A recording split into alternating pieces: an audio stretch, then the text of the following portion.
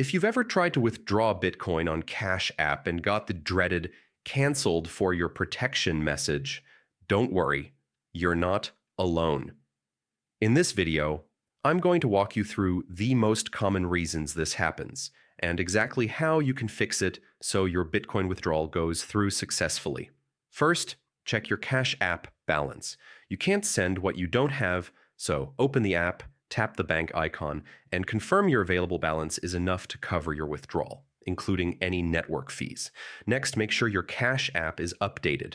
An outdated version can cause payment failures, so head over to the App Store or Google Play Store and get the latest update installed. Now, verify your account. Go to your profile and double-check your personal info. If you've linked a debit card or bank account, it needs to be in your name and up to date. Expired cards or incorrect billing addresses will almost always trigger a failed withdrawal. Internet connection is another big factor. Bitcoin transactions need a stable network to process. If you're in a low signal area, try switching between Wi-Fi and mobile data to find a more reliable connection.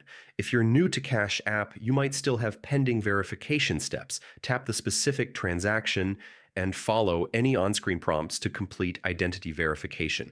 This is especially important for larger Bitcoin withdrawals. If all of that checks out and it's still not working, clear your browser cache and cookies if you're using the web version, or simply try again inside the mobile app. Finally, if nothing works, reach out to Cash App support directly. Inside the app, tap your profile icon, go to support, and start a chat. They can review your account and manually lift any restrictions.